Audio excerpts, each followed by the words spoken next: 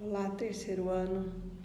Então, nós vamos hoje finalizar o último módulo da apostila de vocês, da frente 3, da Bio 143, da apostila 3 de vocês, tá? Nós vamos nessa videoaula de hoje estudar um pouquinho sobre população, fazer uma análise da população. Então, para isso, primeiro vamos definir o que é população, relembrar o conceito de população. População é um conjunto de indivíduos da mesma espécie que coexistem numa certa área e um certo intervalo de tempo, beleza?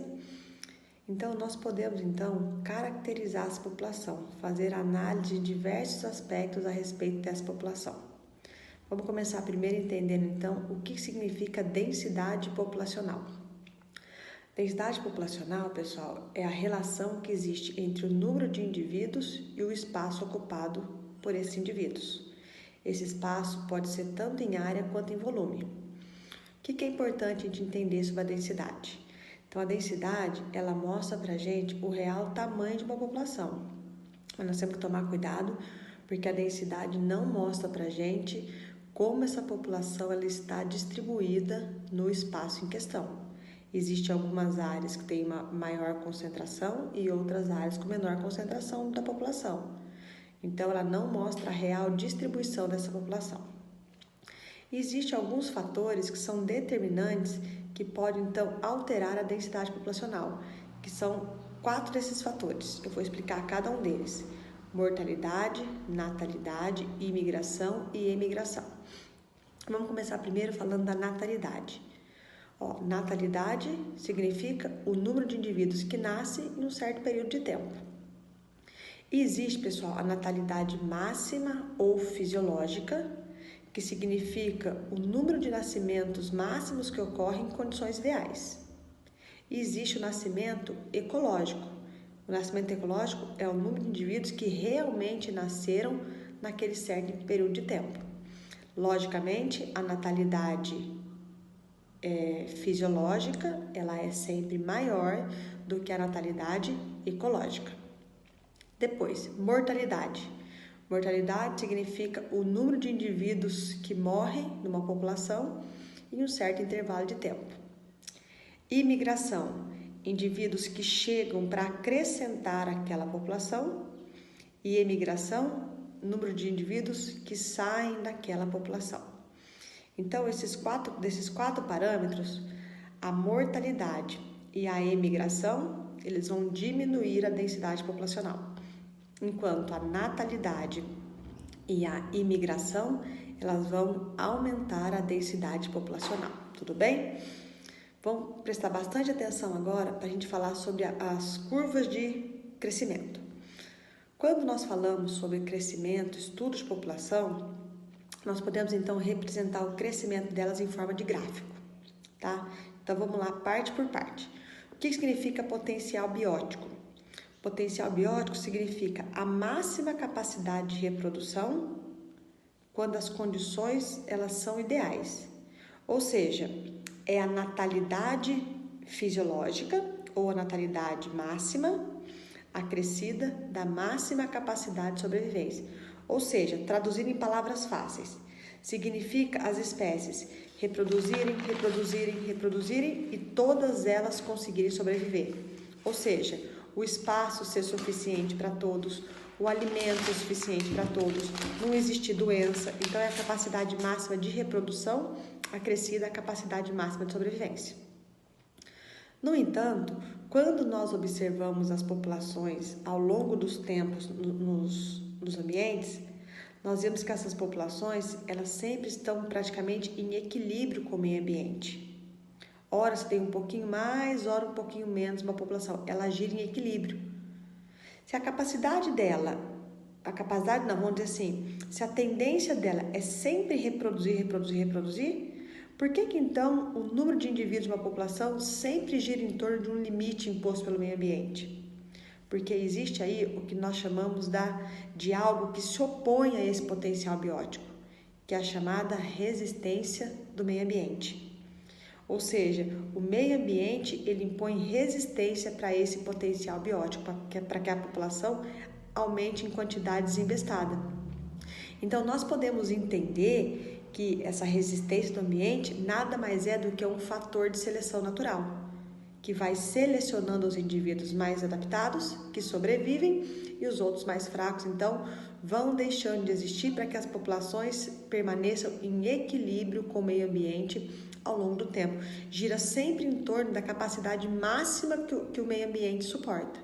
Observa no gráfico aí, ó, que ora a população está um pouquinho acima do potencial da capacidade máxima do indivíduo, ora um pouquinho abaixo.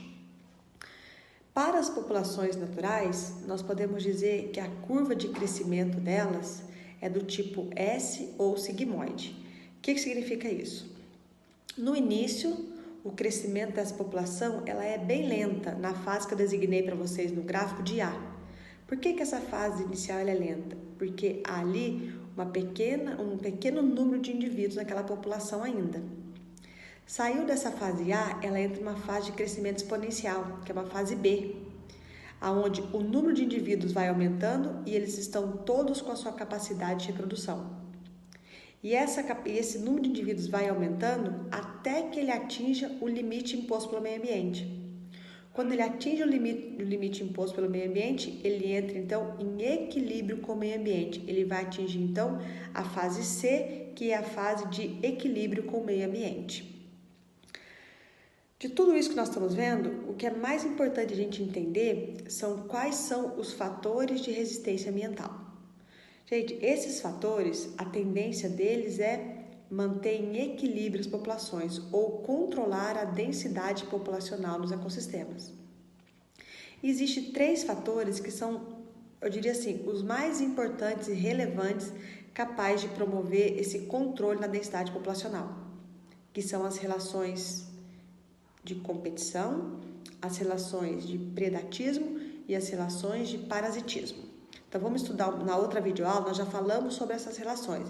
Vamos estudar agora voltada para o controle populacional, como que essas relações interferem no controle populacional. Então, primeiro vamos falar da competição. Relembrando lá, o que é uma competição? Competição é quando 2 indivíduos da mesma espécie, eles ocupam o mesmo nicho ecológico e os recursos do meio não são suficientes para a sobrevivência de ambas as espécies. Isso aí vai desencadear uma disputa. Nessa disputa, ou vai ocorrer a extinção do mais fraco, ou a migração de uma das populações para um outro tipo de ambiente. Isso, pessoal, é o que caracteriza para nós o que nós chamamos do princípio de Gauss, tá? E por extensão do princípio de Gauss, se duas populações, se elas persistirem em coexistir no mesmo meio ambiente, ou essas populações terão que explorar recursos ambientais diferentes ou apresentar atividades em épocas diferentes. Caso contrário, a competição vai existir e alguém será extinto ou alguém irá migrar para um outro tipo de ambiente. A próxima relação agora é a relação presa-predador. Por que a relação presa e predador mantém o controle também da densidade populacional? O predador controla o número de presas pelo ato de se alimentar delas. E a presa controla o número de predadores pelo fato de significar oferta ou falta de alimento para aquele predador. Então, ao longo do tempo, as populações elas entram em equilíbrio. Ora, a quantidade de presa está alta, predador baixa. Depois, predador alta, presa baixa. E elas vão, então, se alternando ao longo do tempo. Tanto presa quanto predador desenvolveram ao longo do tempo mecanismos que pudessem adaptá-los melhor a esse ataque ou defesa. 2 mecanismos são importantes. O primeiro é o mimetismo. E mimetismo é quando o indivíduo ele obtém vantagem por se parecer com outro indivíduo. O que acontece com a cobra coral? A cobra coral ela é peçonhenta e a cobra falsa coral não é.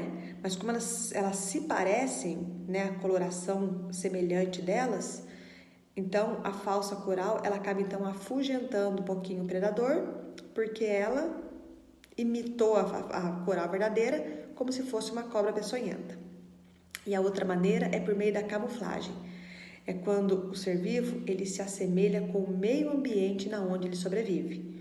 Ou ele se assemelha com a cor do meio ambiente ou com alguma característica do meio ambiente. De que forma? Se o indivíduo se assemelhar com a cor do meio ambiente, é um caso de homocromia. É o que acontece com o camaleão. O camaleão tem um tipo de células especiais, são os cromatóforos, que faz com que ele mude de cor de acordo com o meio ambiente onde ele está. Ele consegue se camuflar melhor naquele meio ambiente. Ou pode ser pela homotipia. Na homotipia, o indivíduo se parece com o aspecto do ambiente onde ele está. Por exemplo, é o bicho-pau, que se assemelha com os galhos secos das árvores, que é o lugar onde ele sobrevive. E a última relação é a relação parasita-hospedeiro. O parasita hospedeiro também tem uma grande tendência em controlar as populações. O parasita, ele pode estabelecer, então, 3 tipos de relações com o seu hospedeiro. Primeira relação é um caso de endemia. O que significa endemia? Aonde o número de indivíduos parasitados ao longo do tempo permanece dentro de uma faixa controlável, onde você consegue prever aproximadamente o número de indivíduos que serão parasitados por aquele certo tipo de parasita. Eventualmente, pode ocorrer uma chamada epidemia. O que é epidemia? Quando o número de indivíduos parasitados em um certo tempo, em um curto intervalo de tempo, ele tem um aumento substancial, foge do controle. Então, vinha em certo controle, de repente teve um aumento muito grande no número de parasitados. Ou se não, por último, pode estabelecer uma relação de pandemia, é o que nós temos visto agora com o coronavírus. O que significa isso? Vários surtos epidêmicos em diferentes lugares do planeta. Então, você tem em todos os lugares do planeta alguns pontos onde está ocorrendo uma epidemia, um aumento substancial no número de casos de pessoas contaminadas pelo coronavírus. Tá bom, pessoal? Então, isso é o que eu precisava passar para vocês sobre dinâmica de população. Um abraço, bons estudos e até a próxima!